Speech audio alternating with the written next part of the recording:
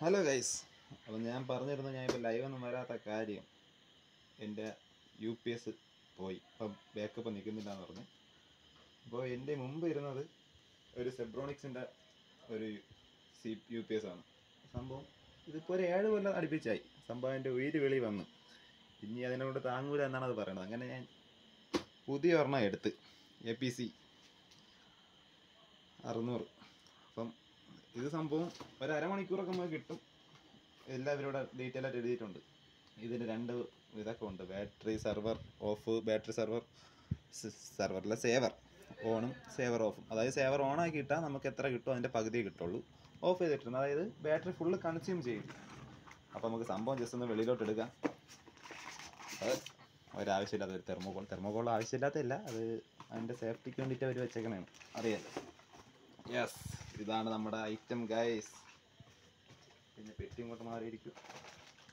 Yes, പെട്ടിക്കകത്ത് ഒരു user മാനുവലുണ്ട്.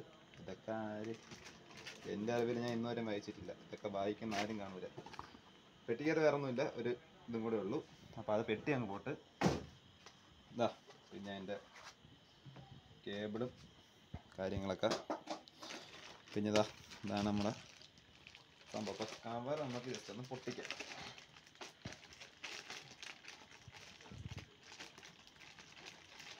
ഇങ്ങനെ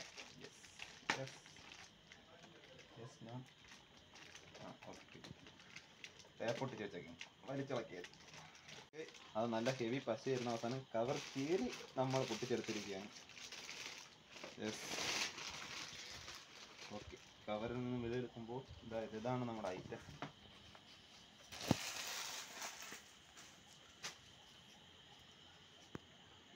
പവർ ഓൺ സ്വിച്ച് ഉണ്ട്.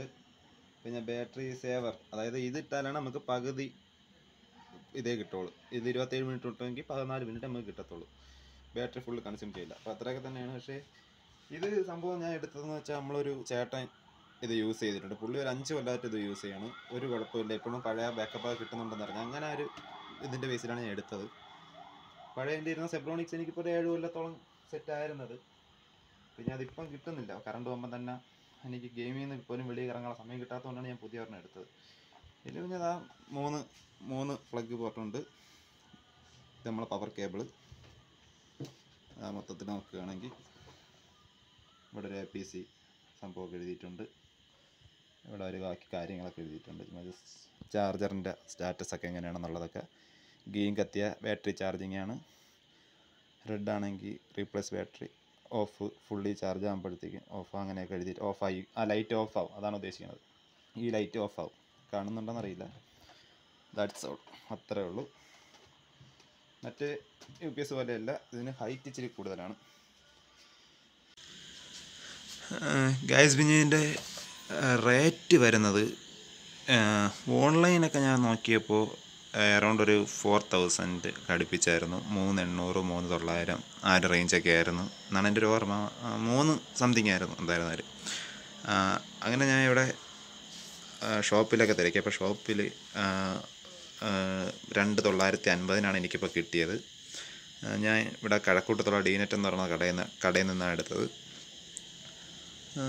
ജസ്റ്റ് ഇന്ന് ഈവനിങ്ങാണ് ഞാൻ പോയി എടുത്തത്. പിന്നെ ഇത് ഓണാക്കുമ്പോഴെന്ന് പറഞ്ഞാൽ കണ്ടോ, ജസ്റ്റ് ആ ഒരു ബീപ്പ് സൗണ്ട് മാത്രം, അല്ലാതെ മറ്റേ ടീ എന്ന് പറഞ്ഞിട്ട് ആ നീണ്ട സൗണ്ട് ഉണ്ടല്ലോ അതില്ല. ഓഫാക്കുമ്പോഴും സെയിമാണ്. പിന്നെ ഇതിട്ട് നമ്മളെ ബാറ്ററി സേവർ. അപ്പോൾ ഞാൻ ബോക്സിനൊക്കെ മൊത്തത്തിൽ നോക്കി, ബാറ്ററി സേവർ ഇട്ട ഒരു വാറൻറ്റി നമുക്ക് 2 കൊല്ലം പറയുന്നുണ്ട്. അതായത് 2 മടങ്ങ് നമുക്ക് കൂടുതൽ ഇത് കിട്ടുമെന്നാണ് അവർ പറയുന്നത്, ബാറ്ററിയുടെ ലൈഫ്. അതായത് ഇപ്പോൾ 2 കൊല്ലം ബാറ്ററി ലൈഫ് ഉണ്ടെങ്കിൽ 4 കൊല്ലം കിട്ടും ബാറ്ററി സേവർ ഇട്ടാൽ. അതായത് ബാറ്ററി ഫുള്ള് കൺസ്യൂം ചെയ്യുന്നില്ലല്ലോ, അപ്പോൾ അതിൻ്റേതായ അഡ്വാൻറ്റേജ് കാണും. അതൊരു 10-15 മിനിറ്റ് ആക്കുമ്പോൾ തന്നെ നമുക്ക് ബാക്കപ്പ് അത്രേ കിട്ടത്തുള്ളൂ. അപ്പം ഇതാണ് നമ്മുടെ ഇത്. എത്രയൊക്കെ തന്നെയാണ് ഉള്ളത് ഇതിനെക്കുറിച്ചുള്ള പറയാൻ. അപ്പോൾ ഇതാണ് ഗൈസ് APC 600 വിശേഷങ്ങൾ. ഇത് ഞാൻ ഇന്ന് വൈകുന്നേരമാണ് പോയി എടുത്തത്. ഈ വീഡിയോ ഞാൻ നൈറ്റാണ് ഷൂട്ട് ചെയ്യുന്നത്. അപ്പോൾ അതിൻ്റേതായ പോരായ്മകൾ ചിലപ്പോൾ ലൈറ്റിങ്ങിലാണ് കാണും.